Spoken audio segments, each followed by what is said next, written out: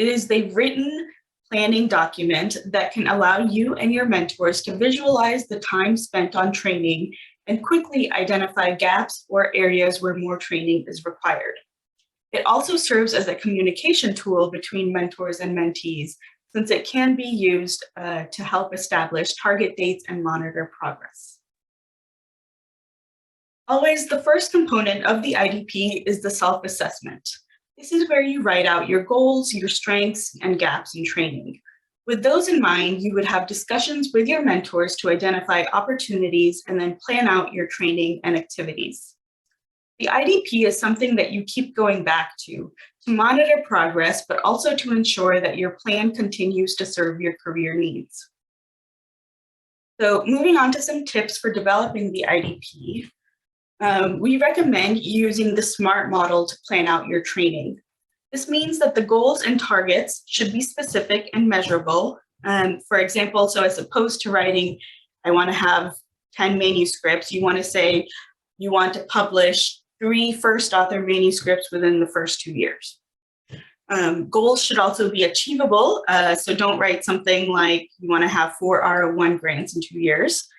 And your goals should be relevant to your career. You should also make your goals time-bound, so give yourself a reasonable and attainable time period with some flexibility in case of roadblocks. So a few more tips. The most important piece of the IDP and what makes it useful is the revision process. So as goals, circumstances, needs, and opportunities change over time, your training should reflect that. We recommend updating the IDP every 6 months as you are getting started. Also, seek out and take advantages of as many opportunities that you can. This is one of the few times in your career that your learning will be your highest priority, so take advantage of that. However, that being said, a common pitfall with training plans is including too many unnecessary or irrelevant activities, so try to avoid distractions. Share your plan and get candid feedback from mentors and peers. It can help with narrowing down your activities to the most important tasks, and it's always beneficial to get a different perspective, as many researchers take different career routes to reach their goals. And last but not least, when planning out activities, think about any potential roadblocks that may come up in the course of your training. For example, family concerns, health issues, travel issues, funding issues, COVID, and try to have some potential solutions on hand in case these occur. So the RCC has developed an IDP template in Microsoft Excel for all the trainees to use. It will be sent out to everyone and is available for download on same page. This template includes the narrative self-assessment section, a timeline of activities, and space to document notes from mentor or peer discussions. We would like everyone to start developing these now, so I'll just quickly go over the template with you. In the self-assessment tab, you can write your interests, skills, and your short and long-term career goals. And then using those as a guide, you can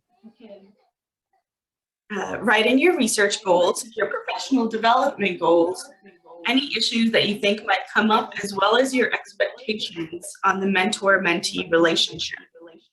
For example, this can be like the frequency of meetings you want to have with your mentor, and then also how you would like to measure your own success in training. Is anyone else getting a feedback with my voice? Yes, we are. Yep. Yeah, there seems to be an echo. Everybody seems to be on echo.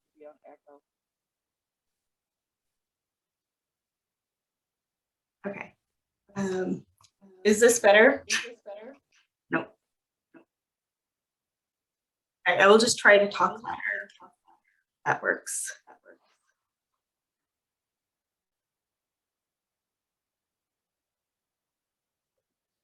All right, so the next tab in the IDP template is the timeline of activities. So here you can put in whatever time interval you are using in your training program. I put in quarters, but it can be semesters, weeks, years, whatever. You can start with any coursework you're planning on taking, and then move on to your research projects that you lead or work alongside other researchers with, and you can put in the associated activities you hope to accomplish within each time period. You can also put in your conferences that you'd like to go to, publications, your clinical service, and then also any future grant applications or other professional development training that you hope to acquire. Feel free to add rows, delete rows, customize it to what makes sense for your training program. There are a lot of helpful resources to guide you in making IDPs. Here are just a few that can guide the process and also help you think about your career development. We will be sending out these slides later today, so you will have these links. So in addition to the IDP and career development, the NIH BioSketch is a required document for all senior and key personnel on NIH grants. If you are applying for a K award, you will have to create one of these.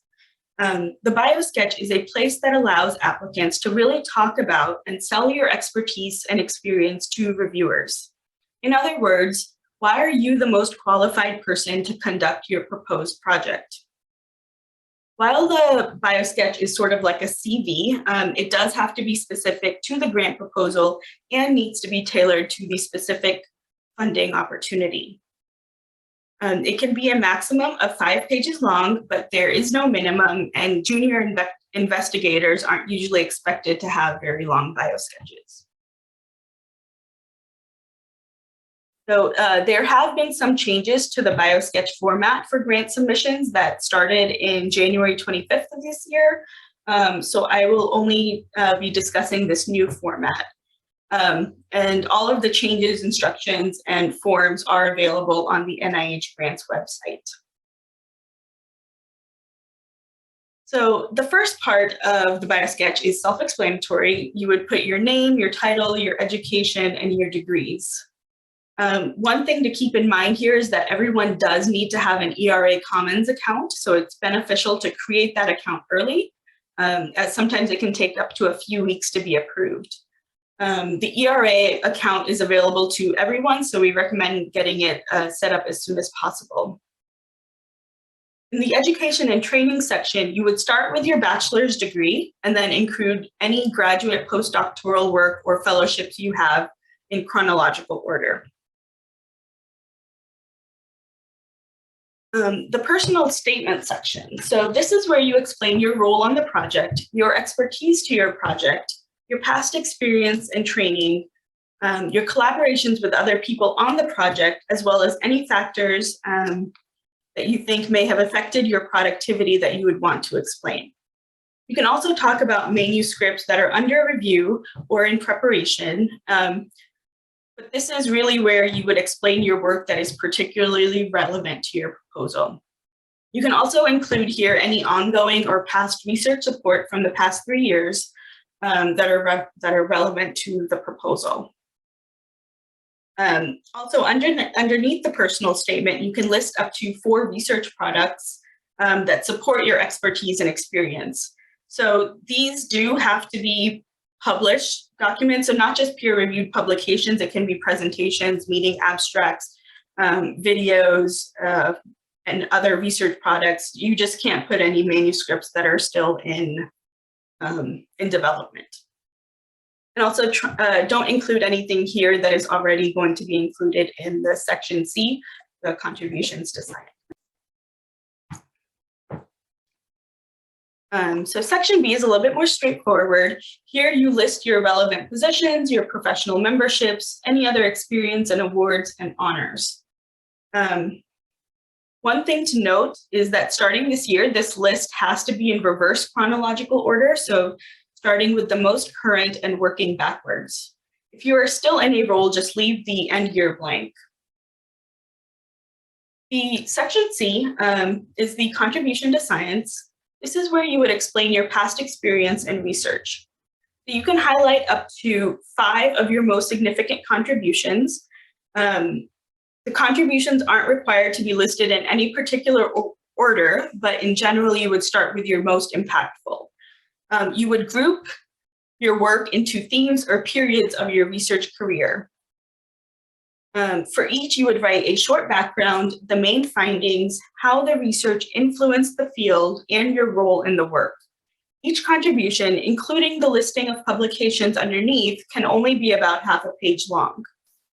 And just like with the personal statement paragraph, in the paragraph here, you can talk about manuscripts and process, and you can also add up to 4 research products to highlight the significance. The listing, again, cannot include manuscripts in progress. This section is geared more towards general experience than the personal statement. I think this section is the hardest to write and tailor, especially when starting out, when a lot of your research experience might be spread out over multiple fields. And if you don't have multiple publications, don't worry. You can just talk about, your one publication or the work that you've done on other projects. You can also provide, if you have more publications or research products that you would like to include, you would add a complete list, a link to your complete list of published works. This list has to be hosted on a federal government website, so one that ends in .gov. One website to do this is NCBI. This can be linked to your ERA Commons account. So we recommend you create the bibliography account there as soon as possible. And then the last section, Section D, Scholastic Performance. Only applicants for pre- or postdoctoral fellowships, dissertation grants, or research supplements are required to complete this section. For pre-doctoral applicants, you have to list out all of your undergraduate and graduate level courses and grades. For postdoctoral applications, only graduate level courses with grades are required. And please check out the NIH website for more details about the BioSketch and the blank templates. You can also ask your mentors to see theirs to get more examples. So next steps, we would like all trainees to start working on creating your IDPs and BioSketches. We will mail out the Excel IDP template that I mentioned and a blank NIH BioSketch for you to complete. And if you have any questions, please feel free to email me or reach out to anyone at the RCC. Thank you.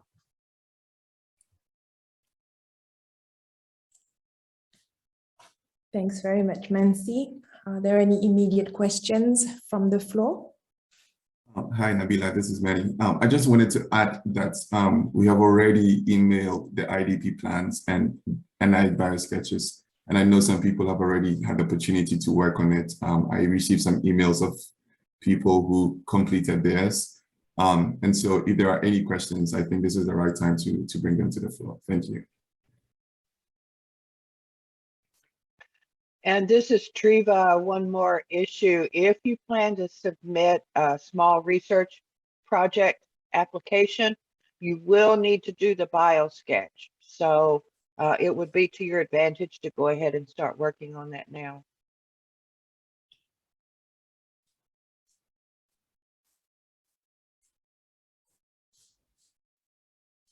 So Mansi, there is a question. Can you include submitted manuscripts in your BioSketch, or should they be either in press or published? No, they submitted manuscripts are still considered manuscripts in progress. So the publication needs to be in press or published. Great, thank you, Mansi. And I see there's one hand up from Olufonki. Please unmute yourself.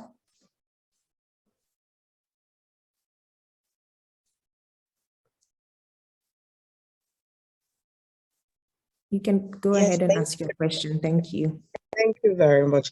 Yes, in our BioSketch, how do I get to create the ER account? Since you said we should start doing that almost immediately, how do I get to create the ERA account? Thank you. So Triva put a link in the chat for the ERA website. So you would just go there and create an account, put in your information. I don't think you're required to put in any things that you don't have already, but there are instructions on that page as well.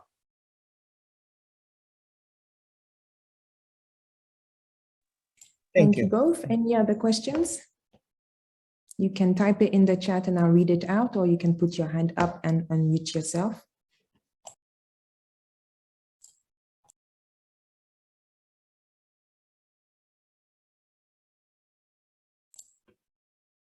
Okay, perhaps there are no further questions. We can always revisit towards the end of the day. Oh, actually, sorry, I've just seen one in the chat. Anthony is asking, and I quote, "I don't have an article as principal author yet. Can it be included in the contribution to science section?" Mansi, are you able to answer that for us, please? Hi, Anthony. Yes, you can include articles where you're not the primary author.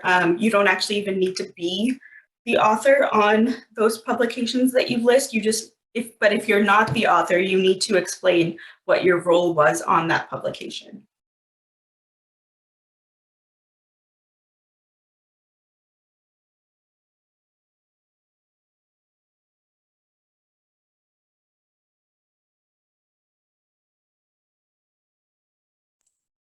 Thank you, Mansi. There's another one from Jyoti in the chat. Can we include conference presentations or publications, book chapters as well in this section?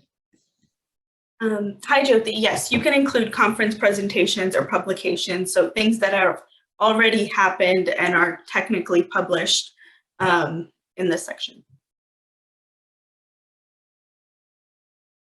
Thank you. And Mercy has her hand up. Mercy, please go ahead, unmute and ask your question, please.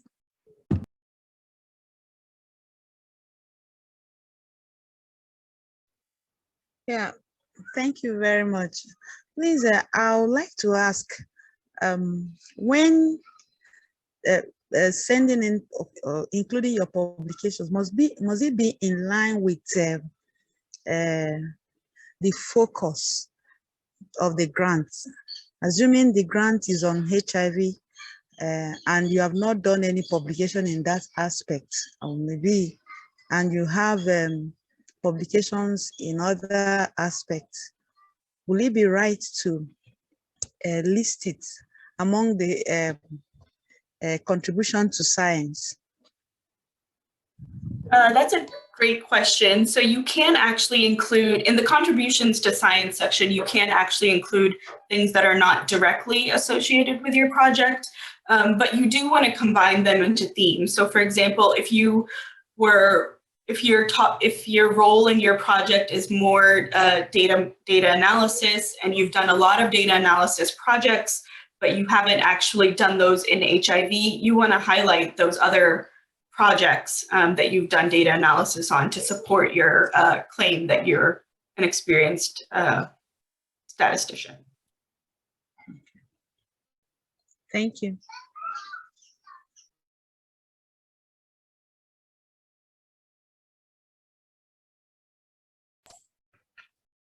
Great, thank you. You may go ahead and lower your hand, otherwise I'll probably come back to you. Any last comments, questions from anyone? Okay, Manny. Oh, Mercy, did you want to add something else? Sorry, go ahead. I see your hand up.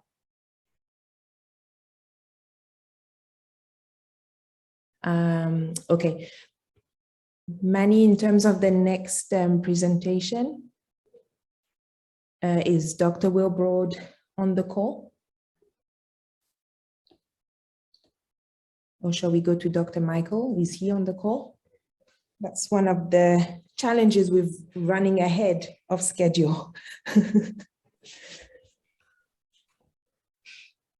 If Wilbro is not on the call, we can move on to my call if it's ready, and then I can contact Wilbro by email and see if he can join soon. Okay.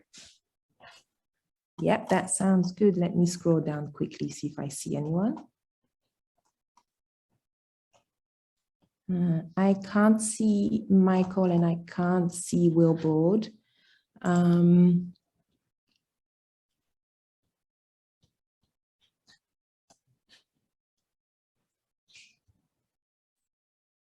And the next session is about Q&A. So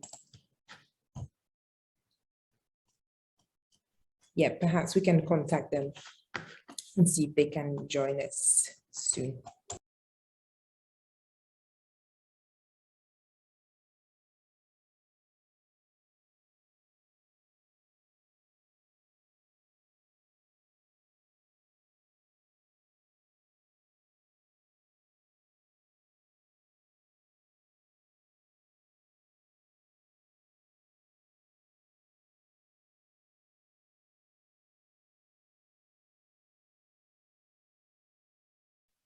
Nabila, it looks like we do have a question. Someone raised their hand.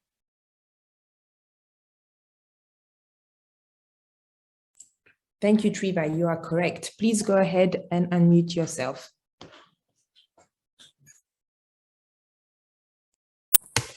Afternoon, morning to everyone.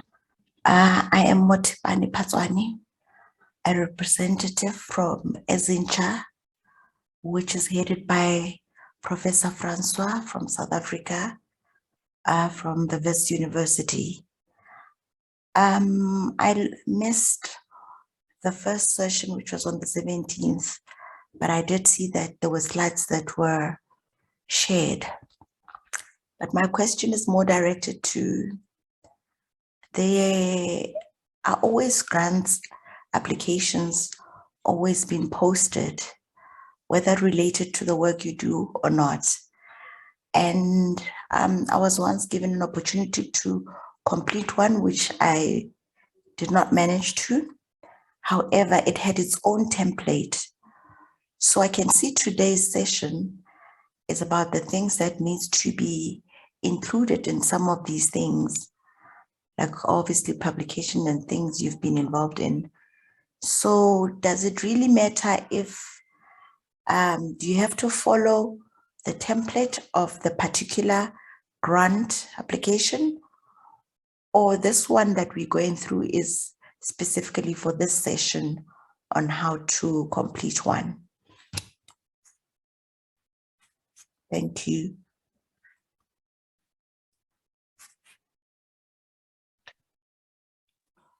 This is Triva. I can at least partially answer your question. Whichever grant application that you are working on, whichever RFA you may be responding to or FOA, you need to read the instructions carefully and follow the instructions to the T, to the letter, in terms of preparing your materials to be sent. That having been said, some of the things that have to be submitted with an NIH grant are pretty standard across all types of grant submissions, across all types of grant templates. One of those things being the biosketch. That's going to be pretty standard across all types of applications you submit to NIH. So I think a lot of the things that we're trying to do today is to give you a better insight on some of those components that may be standard across all the different templates. But basically, yes, when you submit a grant application, you need to read and understand the instructions for that particular mechanism and follow that completely. I don't know if Victor or someone else would like to address that question as well. No, I don't have anything much to add, Triva. I think, you know, you said it very clearly. You have to follow the instructions of the mechanism that you are applying for. We provided some key templates to use exactly with that purpose as a template. Obviously, you will have to change everything according to your situation and your needs and what you propose to do. So it is, we have provided you just a template to give you an idea of what a successful application looks like. Does that answer your question? Thank you, well answered. Thank you so much.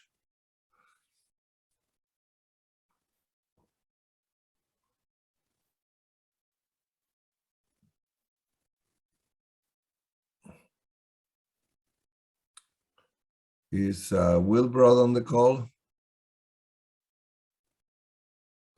I don't see him yet. Okay, is anybody on the call from Zambia who can contact Wilbrod? We have emailed him and he's not answering, so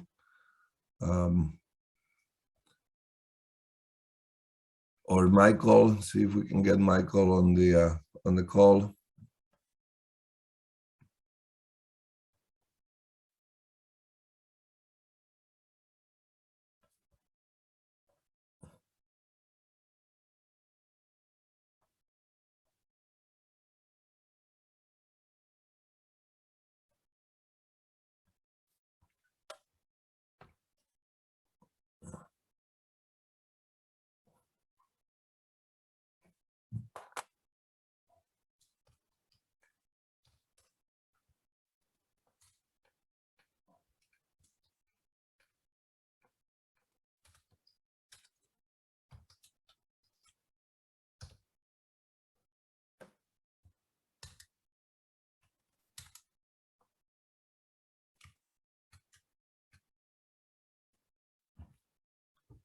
Okay, is Martin on the call? Yes, I'm available. Okay, so Nabila, I think we need to make some changes on the fly here, and please introduce Martin. Thank you. Absolutely. Thank you so much for being flexible, Martin. So this is Dr. Mudu Martin, as you've just heard, who is from Makerere University in Uganda. And Dr. Martin is a grant award winner. He's been successful for a K43 grant recently, and the title of his grant is listed here on the slide. I believe that you are sharing your own slides, sir. So go ahead. The mic is yours to introduce your topic and your slides. Thank you. Thank you, team. Let me just share my screen.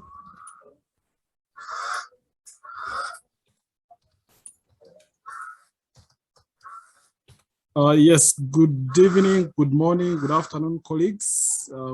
Martin Mood is my name, and I'm from Uganda.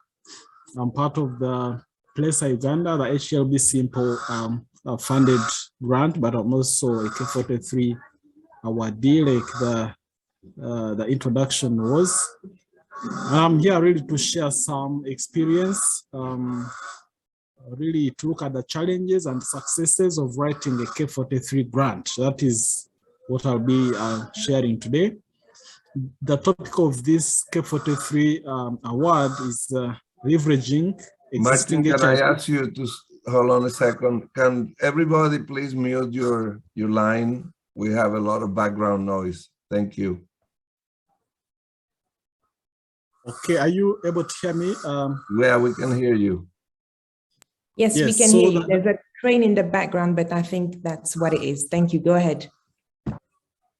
Yeah, the title is leveraging existing HIV differentiated service delivery models to screen and treat hypertension in Ugandans living with HIV. In the HIV program, we are doing a lot of differentiated service delivery, including community models of care, and I wanted to test implementation strategies to integrate the management of hypertension into those community models.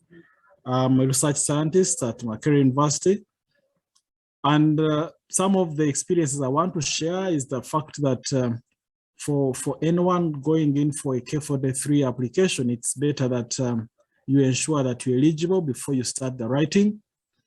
The eligibility really focuses on low or middle income countries. Institutions within the low and middle income countries are eligible to apply. And the NIH, the RFA provides that guidance. And the PI, the eligibility here focuses on the fact that multiple PIs are not allowed. So you are going to be one PI. If you are a successful awardee, you will be one PI. And the training the candidate has must be adequate to qualify for this application, at least a master's degree that required the research thesis.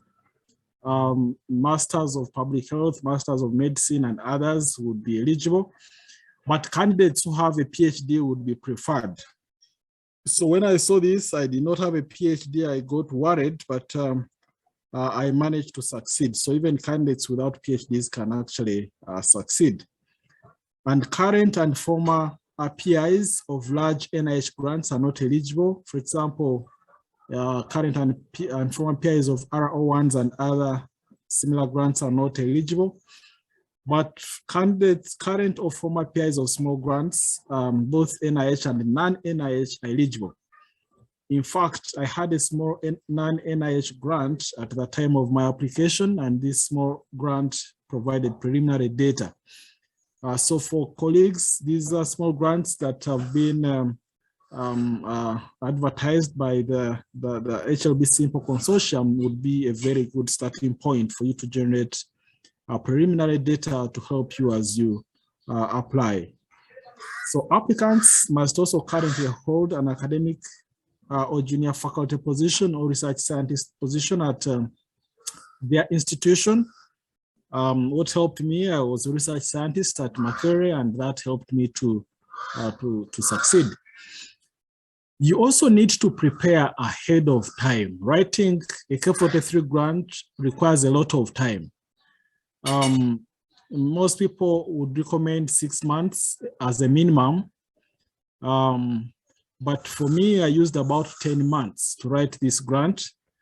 Of course, I continued doing some other work, but within those 10 months, I had a lot of time, at least 2 hours per day, focusing on that grant application. So one needs to have adequate time, prepare ahead of time. You are also likely to write this grant alone. So be firm, you are likely to write this grant alone because you are going to be one PI. You will receive support from your mentors in terms of guidance. They review your work and they'll provide feedback, but a lot of the work is going to be done by you, the applicant. I also consulted 2 K43 grantees in Uganda. So I consulted these colleagues who had won this grant in Uganda. They provided me with some experience. I looked at their summary statements. I understood some of the areas that made them to score less, and I tried to pay attention to it. So as you prepare, you can look at summary statements of other people, consult people who have been successful, or that helps. I also read the RFA several times and understood it, and that also helped me to pay attention to a number of details. And I also understood the scoring system. One needs to understand the scoring system, not only for this K award, but also for other grants, because then you can understand where you are likely to lose the scores, and you work on that. But most importantly, your research that you propose to do should be distinct from the research of your mentors. So the other thing that helped me, I had a strong candidate background, and even in the scoring system, that is the area which scored highest. My background training was, I'm a medical doctor, but I also trained in clinical medicine for HIV, cardiovascular disease, and diabetes. And so I had experience and knowledge regarding the clinical aspects of the research that I wanted to conduct. And I had 3 first author publications from my master's training on cardiovascular disease and diabetes. Then I also had been trained under the Fogarty Training and Global Health Equity Scholars Fellowship at Makerere University and Yale, which is also funded by Fogarty.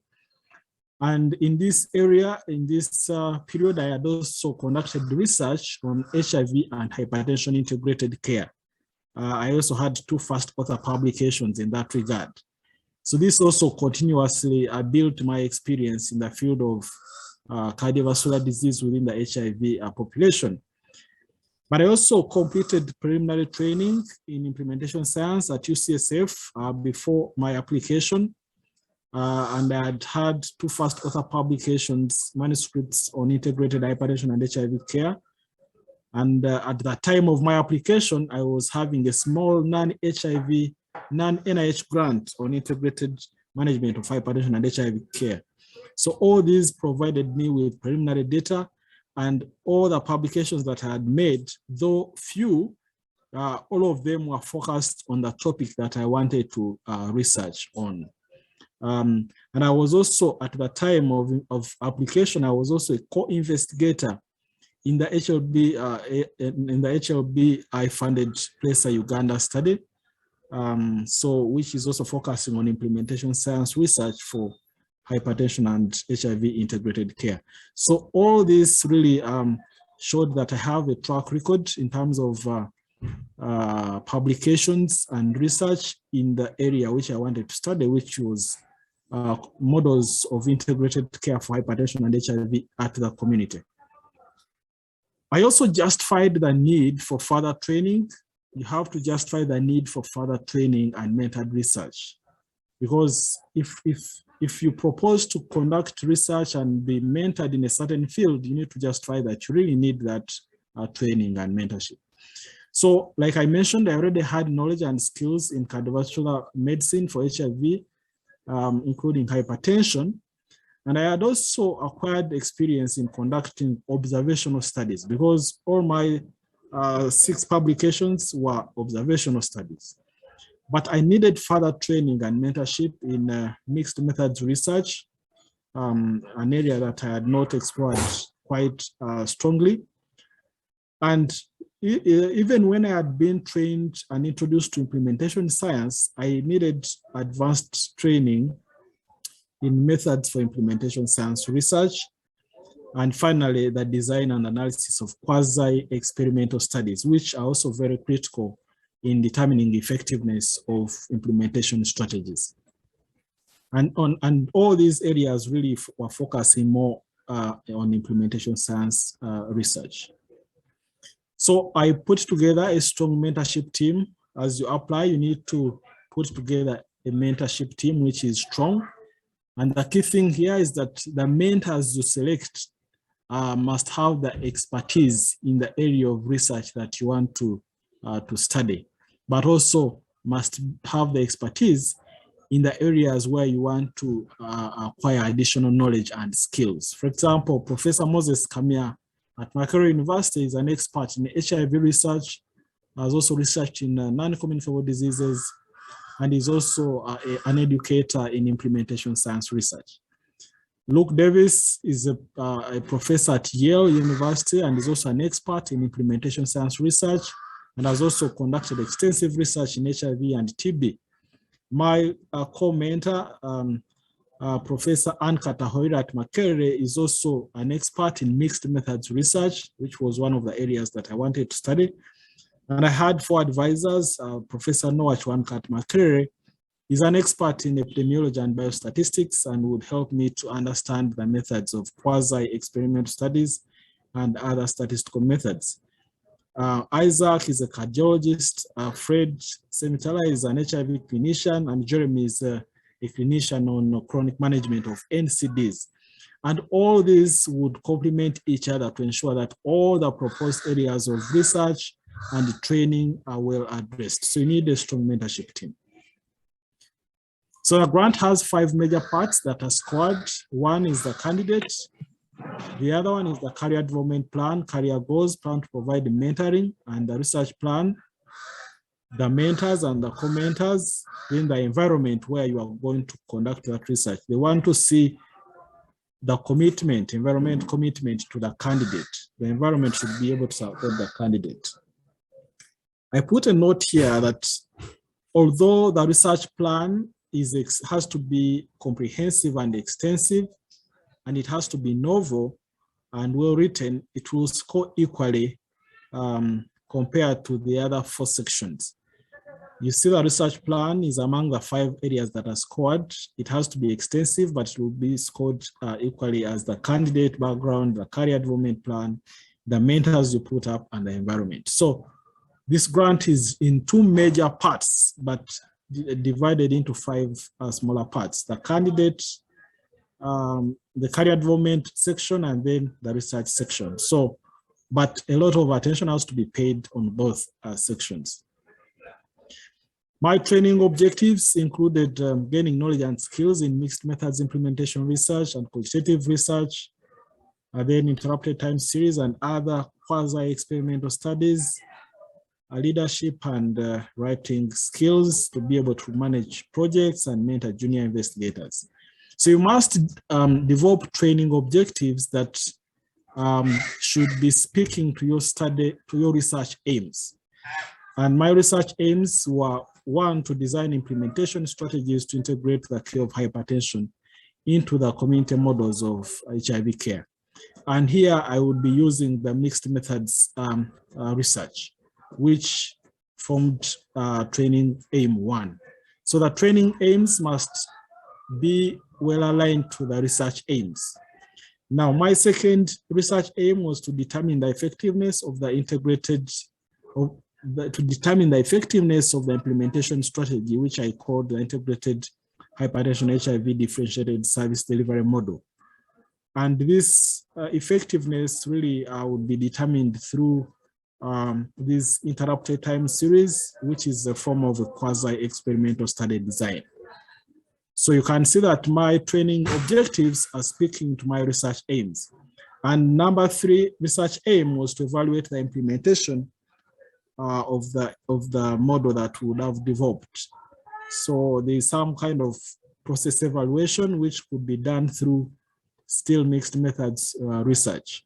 And then leadership and writing skills to be able to manage the project, mentor junior investigators, and write grants and publications.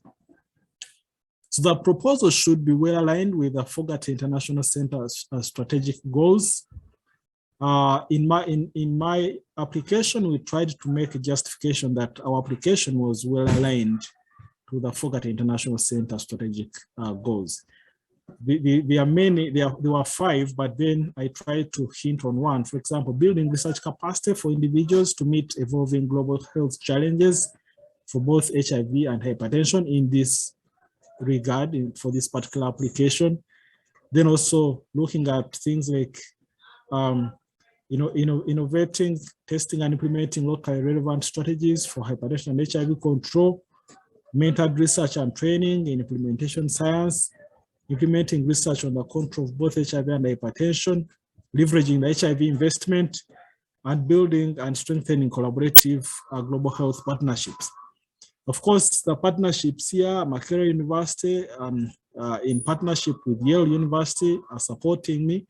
So you need to align your application to the strategic goals of the Fogarty International Center, because that is the funder. So the other factors that favored my success regarding the proposed research: 1, I had preliminary data, like I told you. So from small grants, you can generate preliminary data, which comes in handy as you apply. I also had a track record for research in the field of integrated hypertension and HIV care. I had 6 publications in that regard.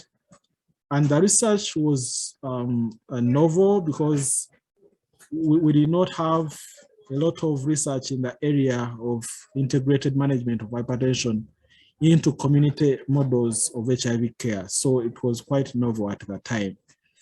The institutional environment was quite favorable, and even the scoring system scored it one of highly. The institutional environments, both at Makerere and at Yale University, had a track record of research and career development. They also had faculty qualified to serve as mentors. You could see Moses Kamia in Uganda and Luke Davis at Yale. But also my training was to leverage resources both at Makerere University and Yale University. So the proposed training activities, some of them are at Makerere University and some others are actually at Yale University. But I'll be also taking some courses at UCSF, at the University of California, San Francisco. So the training environment has to be quite strong. Now, after writing the grant and submitting it, it has to be reviewed by the study section, and then they give you the impact score. Of course, when the impact score came, there was also a lot of anxiety because I had an impact score of 26. So I didn't know whether I would get the grant or not. But you can see on Monday, I think one of the presenter mentioned that you should write for all types of reviewers. Some reviewers are going to give you good scores, others maybe moderate, others will give you not very good scores. So the same applied here, but you can see that the environment commitment to the candidate was very good. It was scored 1. So the smaller the score, the better. I think the best is 1 and the worst is 9.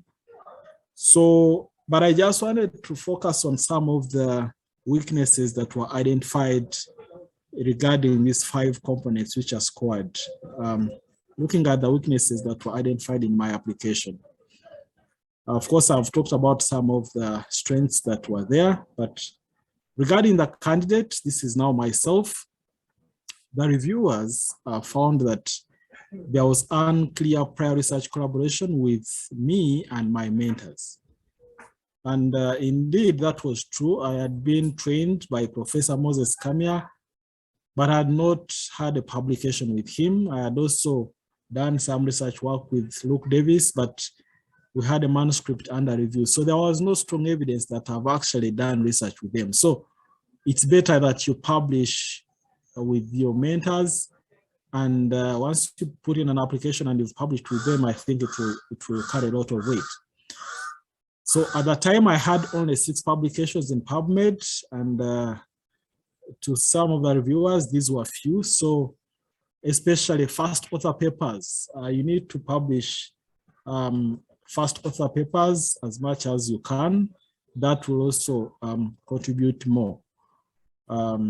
So career development plan, career goals, plan to provide mentoring. This was the area which I think scored the lowest in my scores. And the point here the reviewers were making was that I already had some training in implementation science. Then why didn't I propose to train in experimental studies, like the randomized controlled trials? So the point here is that as you propose the areas of training, you need to propose areas of training where you really have not had much training. So of course, for me, I had been introduced to implementation science, and I still thought that I needed more training in advanced methods of implementation science. So we made those justifications, and the reviewers were able to accept. My research plan, the weakness there was that mixed method elements were underdeveloped. Remember, I had proposed that one of the areas I wanted to be trained in was in mixed methods research, but a lot of my application was quite strong on implementation science features, but mixed methods elements were quite not well developed. So we had to make additional improvement to those areas to convince the reviewers when we're submitting our response to comments. So the mentors, the weakness there was that they had extensive experience in implementation science. And they thought that a mentor with experience in the had proposed to use app technology to collect information regarding blood pressure monitoring in the community. And I had not mentioned that one of the mentors had that experience on app technology. So if you don't mention something to the reviewers, that means it is not there. So in our responses, we made it clear to them that one of the mentors is actually experienced. Luke Davis is experienced in app technology and would support me in that area. The environment, institutional environment was superb. There were no weaknesses that were identified. So I thought I would share these weaknesses that were identified. As I come to the conclusion, once the reviewers once they send you the summary statement, and the reviewer's comments, then you have to respond to the reviewer's comments, and you need to respond adequately. One point that I learned is that as you respond to the reviewer's comments, you need to be as responsive as possible. So you need to work with the program officer, first of all, to get a good interpretation of the reviewer's comments, because the program officer attends the review meeting when they are scoring this grant. So he or she will have a clear understanding and interpretation of the comments that the reviewers are making. So consult with them several times. They are usually responsive and very helpful as you respond. So be very responsive and respond to the reviewers' comments extensively and adequately and exhaustively. Don't leave anything hanging, and work with your mentors to refine your responses to the reviewers' comments. And as you review the comments, you may have multiple rounds of responses to the reviewers' comments. You may have a number of back and forth, but at the end of the day, you want the grant to be awarded. You want to be able to convince the reviewers. Of course, when you look at the scores, it means that where you did not score 1 and maybe 2, you lost some marks. So you just want to convince the reviewer so that you get your marks and then you get your award. So, and at the end of it all, I think a K43 is a great opportunity for career development in research. And I want to appreciate the Fogata International Center for this support, and also the NHLBI. I'm quite very grateful. And I'm also very thankful to my mentors and the advisory team. Mentorship is very important, and it's very, very critical. And I also thank our collaborators. And I also want to thank Dr. Makida for inviting me to present in this, but also for the continued guidance and support. Thank you all for listening. That's what I had to share with you. Over to you, Chairperson. Thank you very much, Dr. Martin. This was a great presentation. Congratulations again on your award. We have a couple of minutes for questions, please. So please do put your hand up or type them in the chat. We have the first question coming through for you, please, Dr. Martin. And it says, was your application funded the first time through, or did you need to revise and resubmit?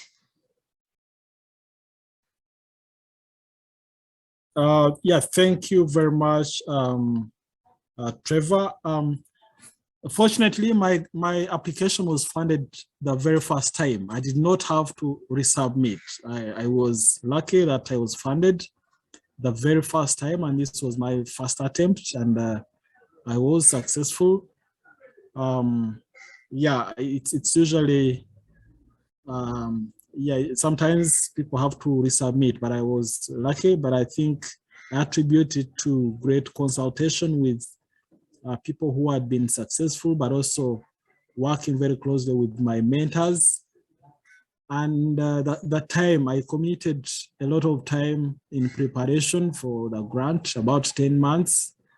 I actually started earlier than 10 months. So I think a lot of preparation is very important to help one to be able to succeed. But also I'd done research in the similar area of research since 2015. So over the last about 7 years, my research has focused on integrating the management of hypertension and NCDs into HIV care. So I didn't have many publications, but the 6-7 publications that I had were focused in that particular area. And I could easily tell my story. I think that's how I can summarize it. I could easily tell my story.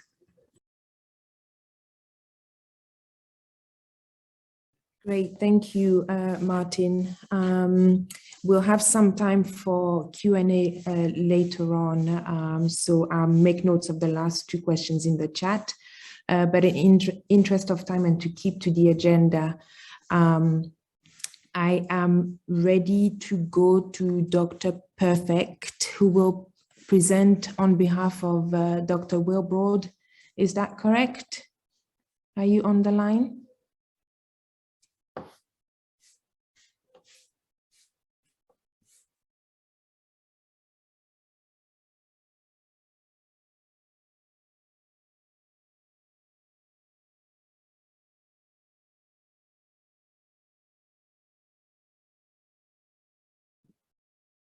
Great, thank you. We can see your slides.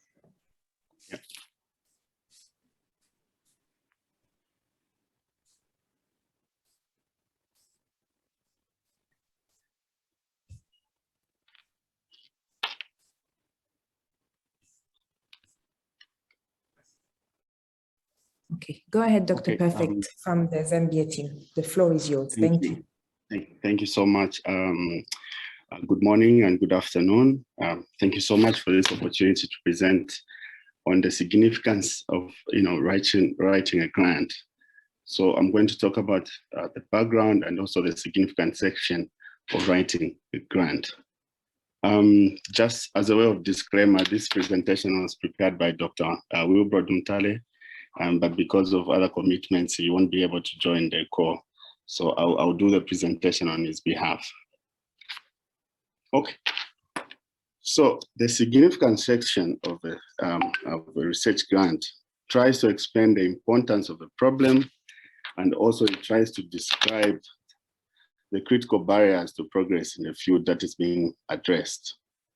So it tries also to explain how the proposed research project will improve scientific knowledge and also technical capability and also clinical practice in one or more broad fields.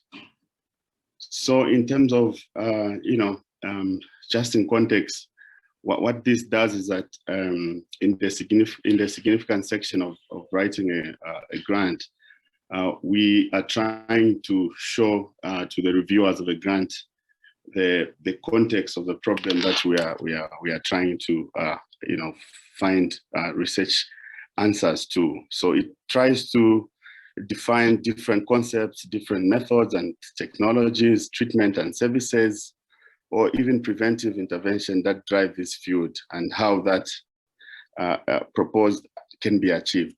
So it is through the significant section that we try, to sell the idea of the grant that we are trying to write. So in terms of just showing the relevance of the questions that we need to answer, it is important that we provide, context to the problems that we want to answer. So in the significance of the study, we are trying to explain how, the gap that exists in literature, for example, and how we think that by carrying out this research, how it's going to answer some of the questions that we have. So in terms of content, the significant section places the previous background and significant section. So in terms of numbers of pages that we need to write, so it's about 1 to 2 pages. So what is covered under significance section? So it covers the state of existing knowledge, including literature citations, like I highlighted, as well as some of the relevant data that you think is helpful to help you answer some of the questions. So it also has the rationale of the proposed research, and it also tries to explain the gaps that the project intends to fill. So like I mentioned, you need to provide the context to the reviewer so they understand the background of the research questions that you have. So if there are any other studies that you feel important in answering some of the questions that have been done before, those studies need to be highlighted within the significance section. And then you also have to demonstrate the gap that exists between those previous studies that have been conducted and also the type of research questions you want to answer. So the significance of the section does sell the research idea to the reviewers on what you are trying to achieve. So it also highlights the potential contributions of your research to the scientific field, as well as public health. Next slide. So what are the suggested approaches to writing the significance section of a proposal? So number one, we make a compelling case for your proposed research project. And in that, we are trying to see we're trying to answer why is your research proposal important, and why are the specific research questions important? And also, are the researchers qualified to address these questions that you have? So it is through the significant section that you need to have a powerful team of researchers that the reviewers are going to check. You also need to establish that significance through a careful review of published data in the field, including your own. So like I indicated, you need to state in that field of study that you've chosen, you need to show what type of data already exists, and you also need to show how your research is going to cover the gaps that are going to be identified. So it's through the significance of a study that we need to explain this. So we also need to avoid outdated research. So we use citation not only as support for specific statement, but also to establish familiarity with all of the relevant publication and point of view. So it's very important to keep the citation very relevant to the current trends which are happening, so that as you try to find the reasons why you are trying to carry out your research, it has to speak to the current situations that are happening. So it has to be relevant. So your application may well be reviewed by someone working in your field. If their contribution and point of view are not mentioned, they're not likely to be reviewed. So we need to pay attention also to conflict of interest, and also that the people that are going to review your work, they have expertise in that type of proposal that you are trying to sell. So we also need to highlight the success of your related grants and awareness of potential barriers and alternative approaches. Thank you. Next slide.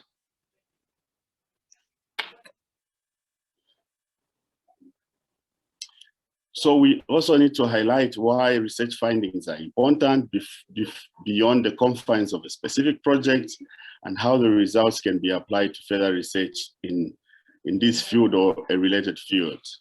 We also need to clearly state the public health implications of the research study that we want to have the grant given. We also need to show that the objectives are attainable within the stated time frame, and also include a time frame for each specific aim. So we need to make sure that all the aims that are listed within the significant sections are really attainable and they are really time bound. So we also need to stress any innovations in experimental methods. For example, if there are any new strategies, research methods that have been used, we need to demonstrate the innovations as well, because most of the research that is granted, they usually look at the innovation aspect of it to check that is it trying to add new knowledge, and if it's adding new knowledge, in what ways is it adding new knowledge.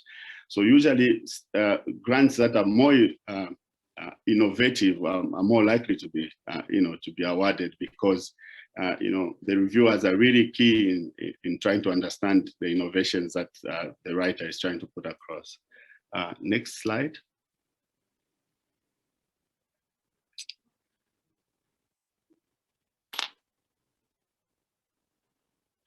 So the significance is the application of major importance for advancing basic science and human health.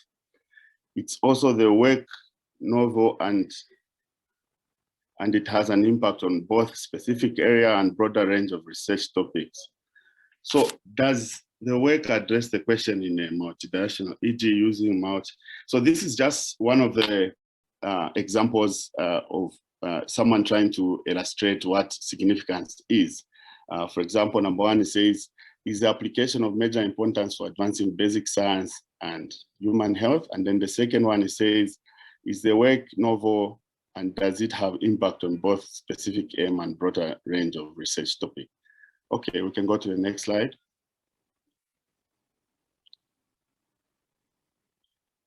So criteria for application proposing a clinical trial. So this again is just one of the examples which is being illustrated here. So in the significant section, you will find a section that says the need for a clinical trial supported by preliminary data, clinical or preclinical studies, information in the literature, or biological mechanism.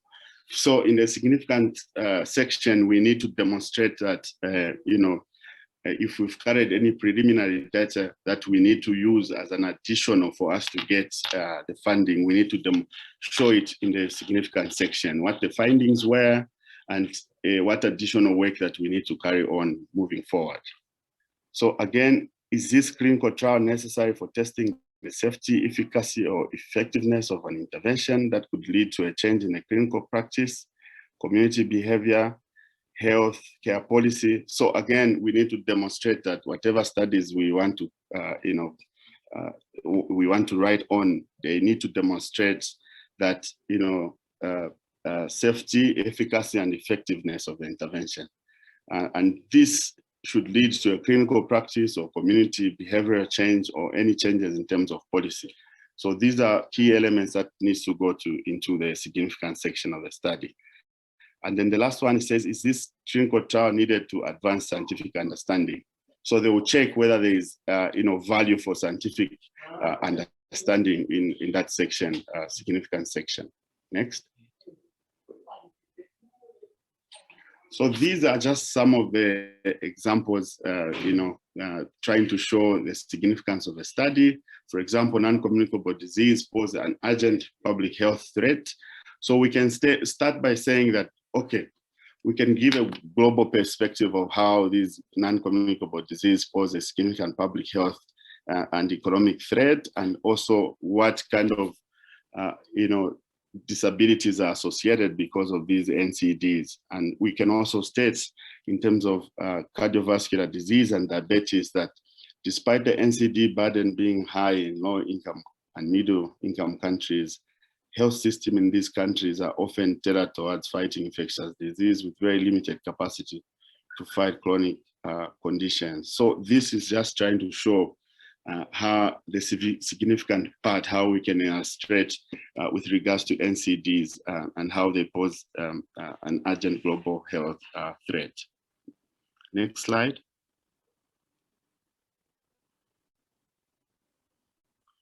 This also is just one of the examples that has just been put, which is just trying to highlight how we can put, within the research proposal, the significance of what we are trying to do. So in this example, we are trying to say among NCDs, cardiovascular conditions are the leading cause of mortality. So we are trying to highlight the burden globally, and then we are also trying to highlight that, the type of implications that these NCDs may have, especially for people living with HIV. Next slide. Okay, so this is one of the diagram that we've used, especially for the taxpaying projects. It just tries to show the linkage between the different facets of like trying to work together in terms of HIV metabolic complications. So we have on one hand we have the gastrointestinal, and we have the renal, and we have the nutritional and metabolic as well. So all these, we can see in the circle there is an interplay between the different domains, the neurological and cardiovascular, also playing an important role in understanding HIV metabolic complications. Next slide.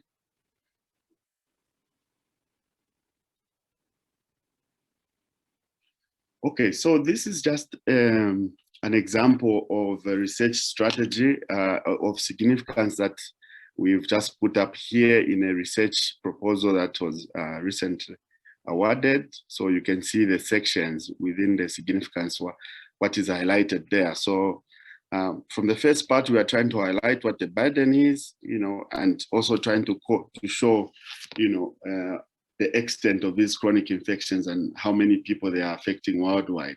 So these statistics are important because they're trying to show the extent to which, if we don't do any intervention in terms of slowing down the increase in these chronic conditions, we may have a lot of catastrophes in terms of deaths that are being recorded.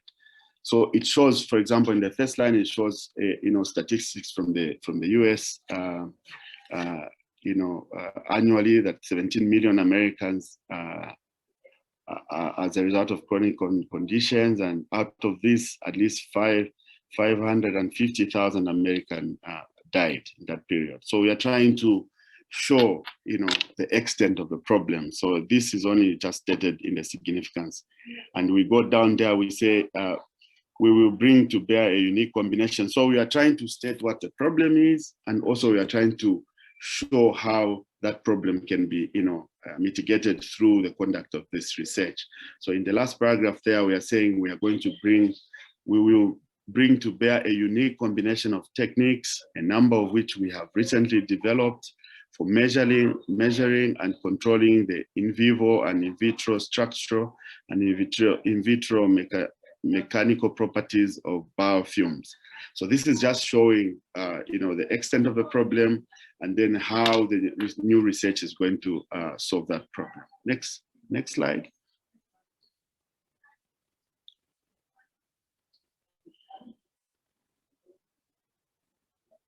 Hello, next slide. Okay, thank you.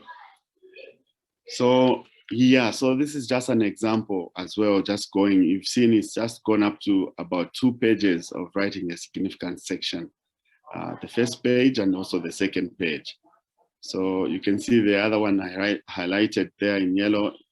It also shows that you need to have these catchy phrases that the reviewers are going to pay attention to as they try to read through your proposals.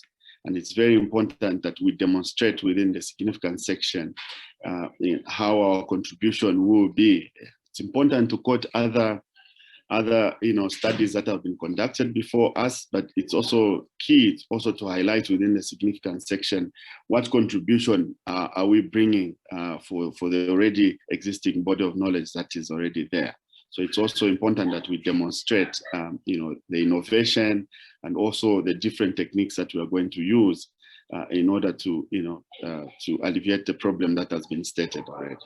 Okay, thank you. Next slide.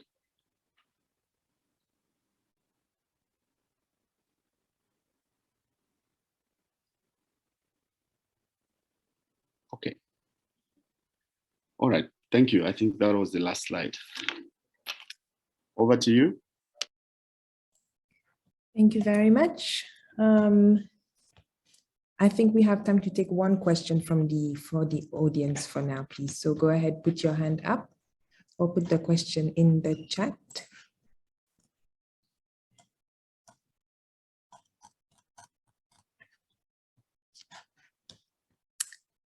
Okay, I can't see anything, but if you do think of any questions, we can take them later on in the Q&A. So we are reshuffling the agenda a little bit. So we are going to have just one session of Q&A later on after the break. So for now, we are going to have Dr. Michael present to us. Dr. Vinico is an associate professor at the University of Alabama at Birmingham, and he works as a researcher at the Center for Infectious Diseases Research in Zambia. So he's also one of the co-investigators on the TaskPen project, which is part of the RCC Alliance. Dr. Michael, please go ahead with either sharing your screen or perhaps Manny is pushing them forward for you. Thank you so much. Thank you very much for inviting me. I am happy to share my screen. Let's see here. Okay. So I am having some issues with the full screen mode. So I'm hoping that if I share it like this, it'll still be okay for most of you. Michael, do you want us to show them here, the slides? Or that would be okay too if Manny has them. Manny, you have Michael's slides?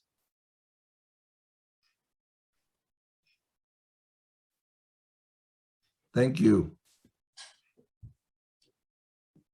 Okay, great. We can go to the next slide. So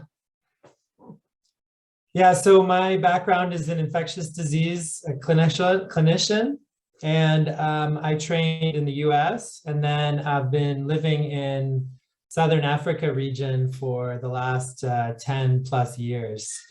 And I've done a lot of NIH grant implementation and grant writing. And so I think I'm able to guide you all. I also had done a K type grant when I was just starting off. And I think a lot of people who are attending this training have probably heard something about a K grant, because it's a really great mechanism for junior investigators, both from the US who are trying to get into global health and from low and middle income settings, to have a period of 3 or 4 years with funding available for you to learn how to do research.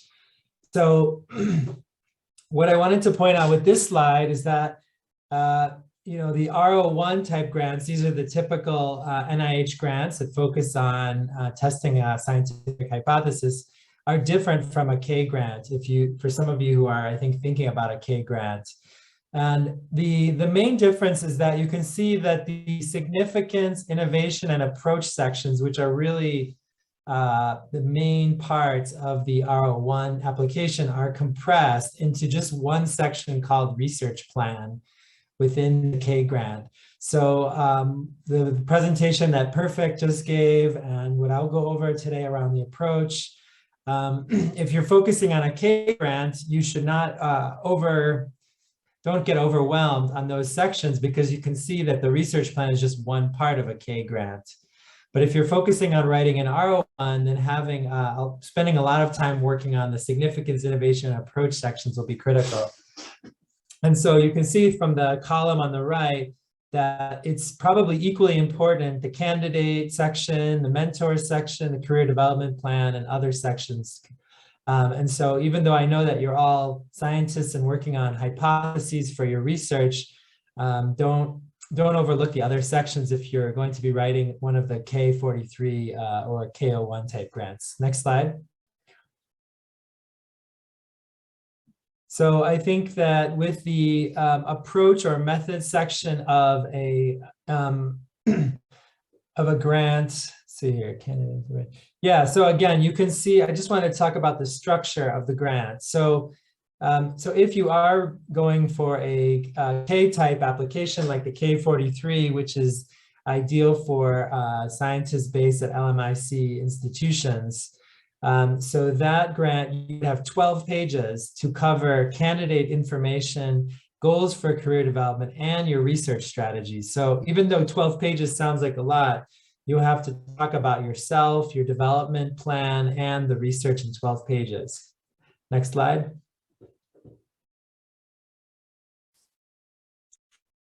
Yeah, so really, I mean, my advice would be to try to restrict yourself to about 5 to 6 pages for your research strategy, and reserve the other 5 to 6 pages to go over your background, your personal statement, and your development plan. I think those sections are covered in other parts of this grant writing workshop. Next slide.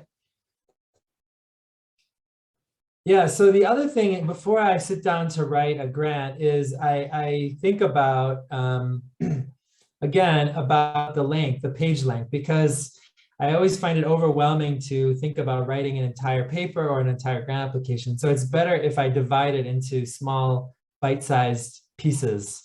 And so the typical NIH grant would have a significant section that would be 10 to 20% of the page length, innovation 5 to 10%, and approach 70 to 80%.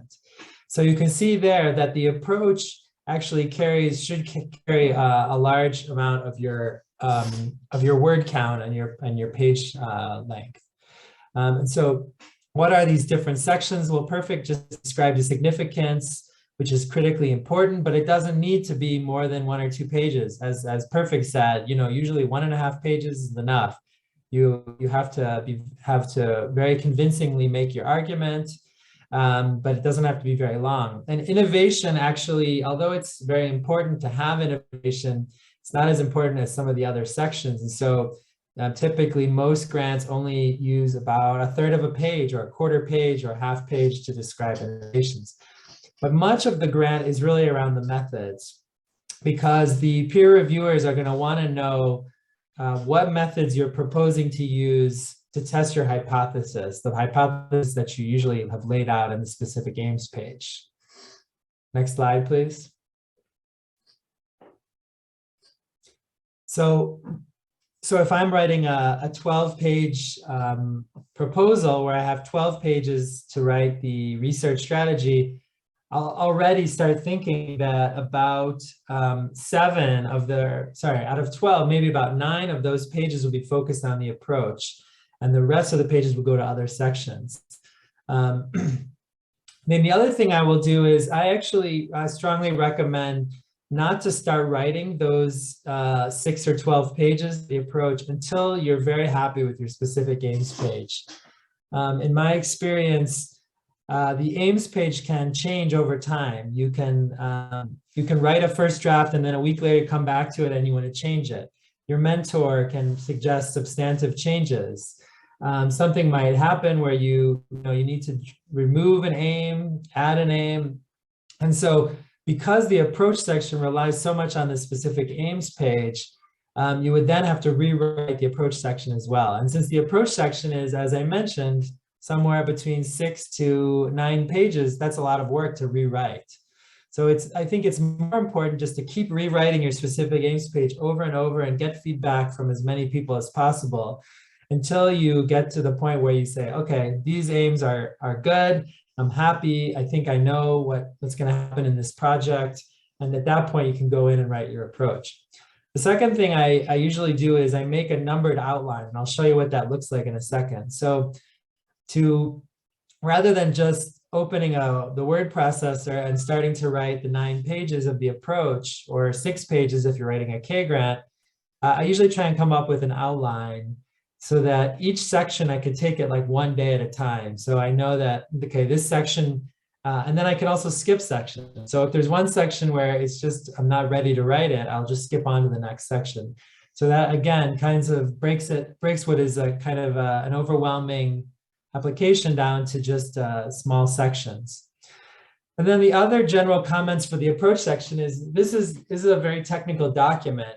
And reviewers are people just like you and me. And I think most of us can agree that reading an entire page of text with no white space, no figures, no tables, no bolds, nothing bolded or underlined, it gets very tiring on the eyes. And so it's encouraged that you leave some white space between paragraphs. Don't try to jam everything in to possible. And then also to break up the text with figures and tables, diagrams. Even if you feel like you could put something in the text, sometimes it's just very nice to see something in a table, figure, or diagram, just for the reviewer's eyes. And most of the reviewers are, as someone may have mentioned, they're paid a very tiny stipend by the NIH to review these applications, really not comparable to their salary at all. And so generally people can get overwhelmed and frustrated very easily because it's like they're doing this for the love of science, but they're not being paid very much. And so trying to make your writing, the way the page looks, very appealing to the eyes is really important. And you should feel free to indent, to use bullet points. So basically it should be, it shouldn't just be one block of text for 9 pages. That would be overwhelming for any reviewer. Next page, or next slide.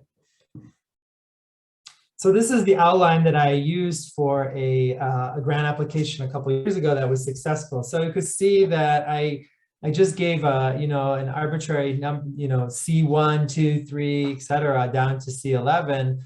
And I kind of laid this out as I was planning to write the approach section. So you can, so you can see various different sections: the framework, investigative team, preliminary studies. And then as you get down further, we have aim 1, a discussion of the methods for aim 1, the methods for aim 2, and the methods for aim 3. So I'll go through these a little bit more in depth. Next slide, please.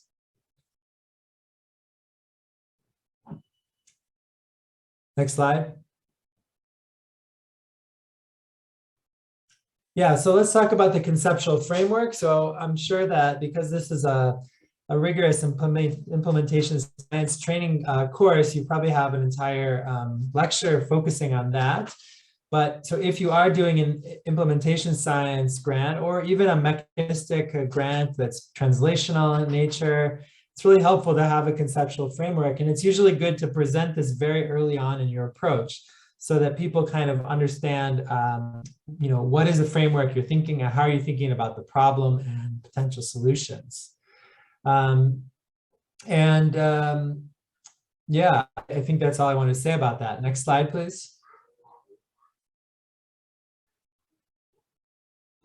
So usually there's a brief section about the investigators. That's where you demonstrate that your team is prepared to do the project and you have the expertise you need on your team. I'm not going to spend a lot of time on that. And then there's a section on preliminary studies. So preliminary data is required for R01 type grants and other larger grants. But for a K award, if those of you are writing like a K43, or an R21, it's actually not a requirement that you have preliminary data.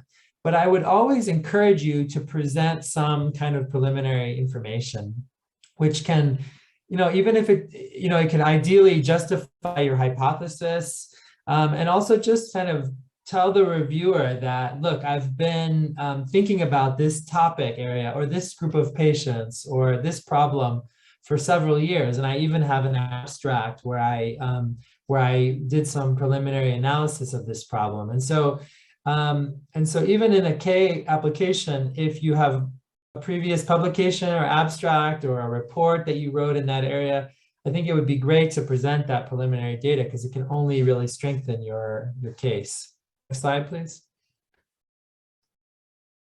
So the next section that I usually go to after the framework, the investigator team, and the preliminary studies is, okay, what is the overall study design? So here you really want to lay out for the reviewers, is this a clinical trial? Is this an observational cohort? Is this a population-based survey?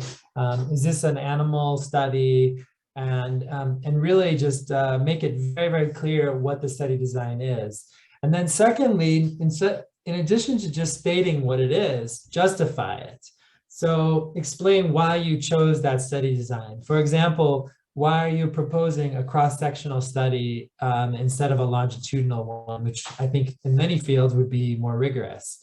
And just provide justification because no matter what you're doing, the reviewer is always going to wonder, why you chose that. For example, sometimes you don't need to do a clinical trial to answer a research question. And so people might say, well, there's no need to do a clinical trial in this area. You should do an implementation study instead. There's already enough evidence. Also, you can mention other things which may not seem scientifically rigorous. For example, cost or feasibility. So for many of you on this call, you're in the junior stages of your research career. And so it's very okay to just state that you've chosen the study design for practical purposes because the grant is not, doesn't provide a lot of money. So it wouldn't be possible to do the gold standard study design and you've chosen an alternative one. Or it could be that you say, we need to do something fast and practical rather than the more rigorous time-consuming study. So all of these can be really good explanations for why you chose your study design. And then also in this section, I usually acknowledge if there's a glaring limitation. So if your study design has a known weakness to it, you should feel free to acknowledge it right there in that section so that the reviewer kind of now gets to this section and knows what's the study design, what are the strengths and weaknesses. Next section or next slide.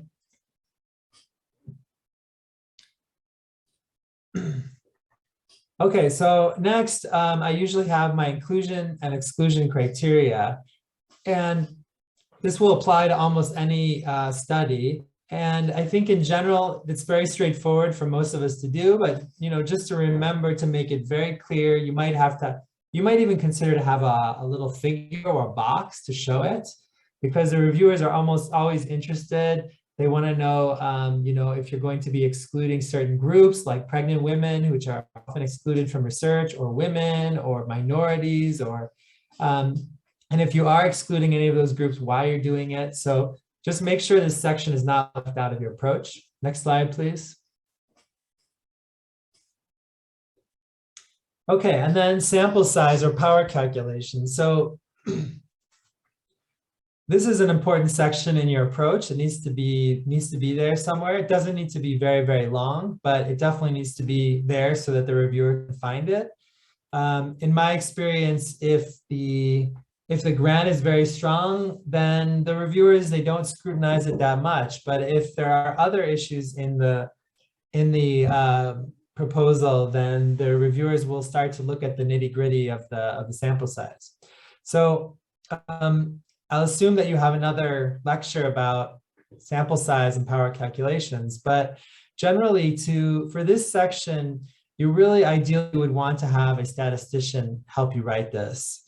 And so in my, when I was starting off, I really didn't have good access to statisticians. And so a lot of times I would just reach out to friends who were studying statistics or studying epidemiology. That's obviously a very okay approach. And then as you get further in your career, you might be able to actually have time with a seasoned statistician. And usually people wait a little bit too long to consult a statistician. You should actually go to the statistician once you have a reasonably strong version of your hypotheses from the specific aims page. And the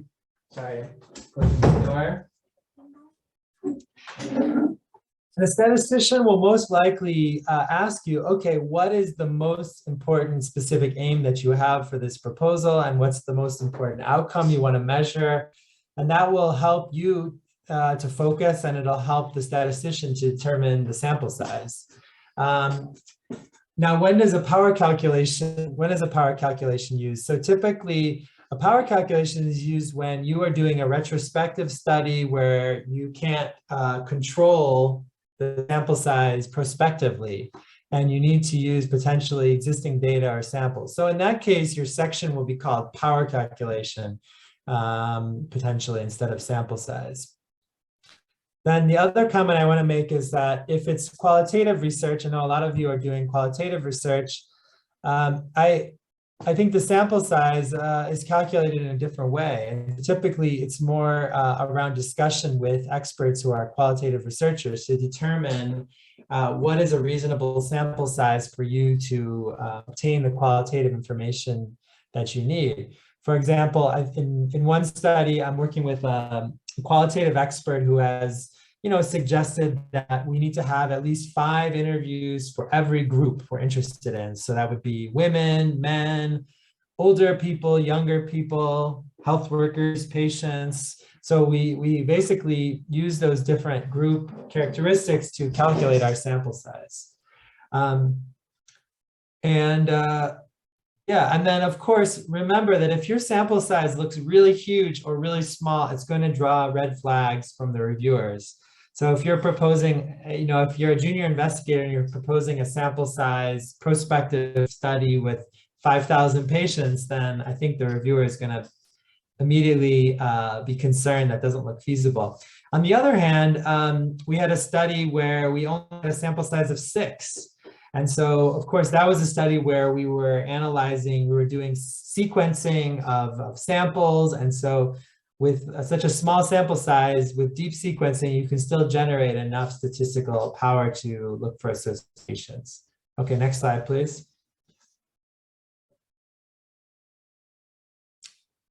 And then after sample size, the next section would be your primary outcome measure. And so you're going to have typically different outcomes measured in your study, but it's important that you designate 1 or possibly 2 as primary outcomes. And then for your primary outcome, you should really give extensive details on how you will measure it and also justify it. So here's an example to look at. So our primary outcome is loss to follow-up from the diabetes clinic.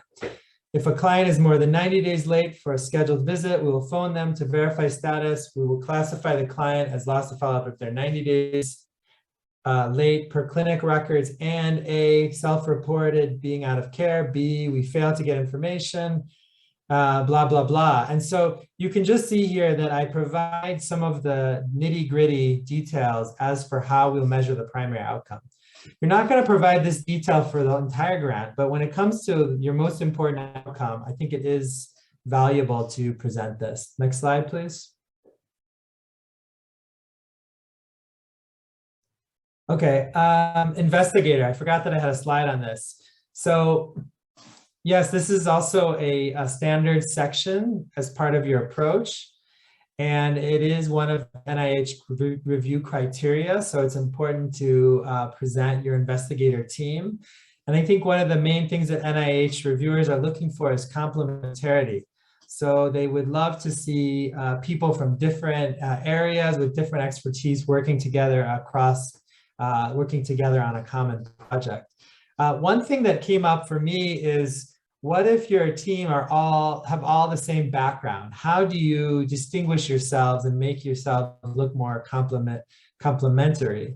So in this example below, I was working with, I'm Michael Vinacore, working with Dr. Elvin Gang, and Ladia Chambwa. And it turned out that all three of us were infectious disease specialists, but we partnered on this grant because we really had different things to bring to the table. So I was really interested in diagnostics. Dr. Gang is really focused on implementation science, and Dr. Chambwa was more focused on training clinicians. And so when we wrote the investigator section, we tried to point out that although all three of us are infectious disease doctors, we'll each be focusing on a different component of the grant. Next slide, please.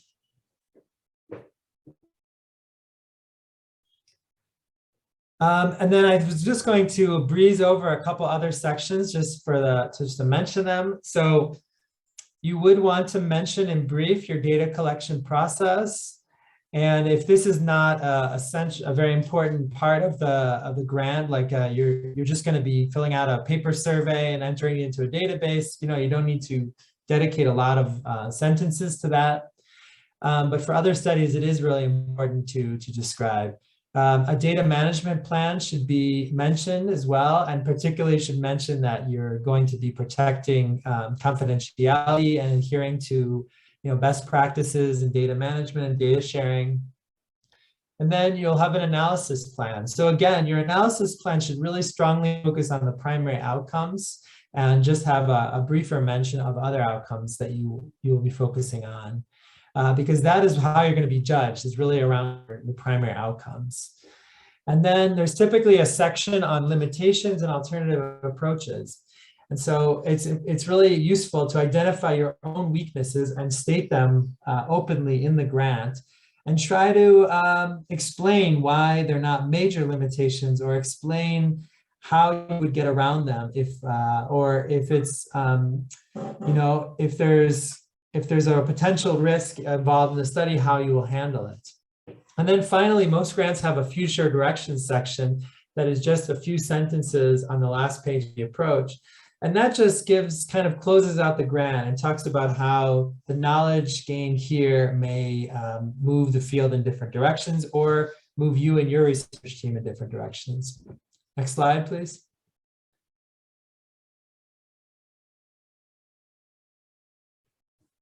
That could be my last slide. Yeah, so in summary, I'll just say that the approach is a really important part of any NIH grant. It tends to be a long section. You'll spend a long time writing it. And my advice is to really try to write the other sections first, and try to have a very solid outline so that you don't feel overwhelmed. And then, as you're writing the approach, you just make sure you have all these sections accounted for.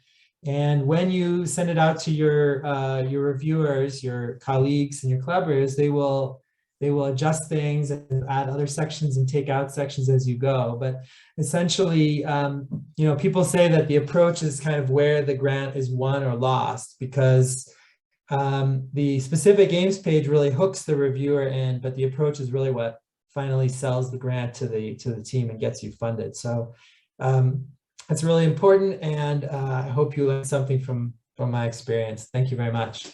Happy to take questions. Thank you very much, Mike. That was a brilliant presentation.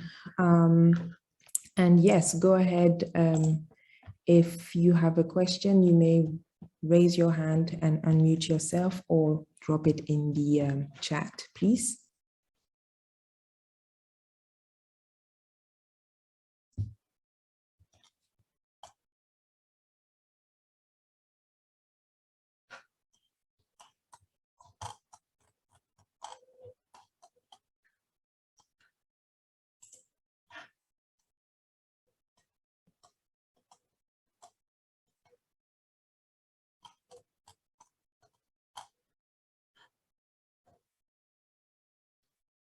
Okay, I can't see that there is any question from the audience so far.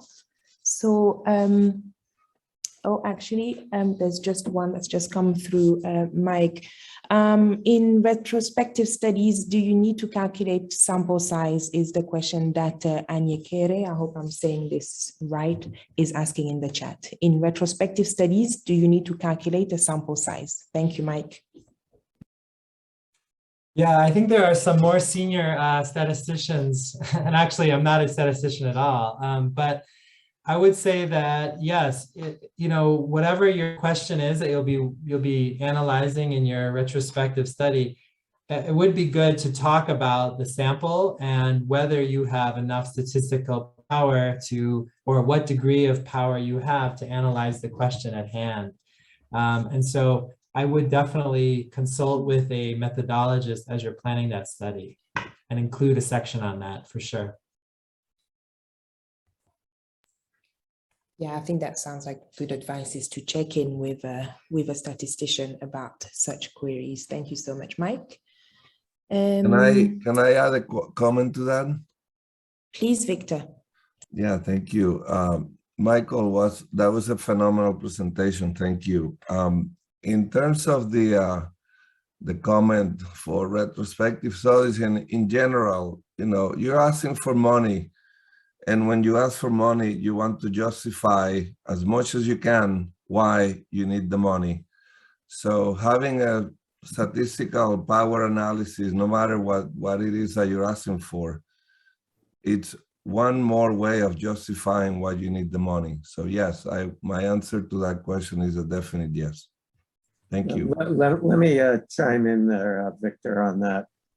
You always need to say why you're studying a particular number of subjects. Sometimes it doesn't have to be power computations. Usually it does, but you need to say why you're studying 100 people and not 200 or 400.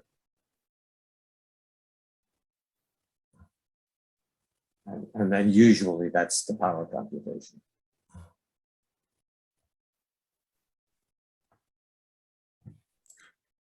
Thank you very much, Victor and Ken. Okay, so I think that we should go ahead and have a short break. So as I've said, we've had to reshuffle the agenda a little bit, so apologies about that. How about we go off now for about 10 minutes and we come back at 5 past the hour, if that's okay. And I believe that Manny has a stopwatch or something like that he can display so that we can all keep to time. Okay, see you back here in 10 minutes. Thank you so much to all the speakers and thank you for all the questions, everyone.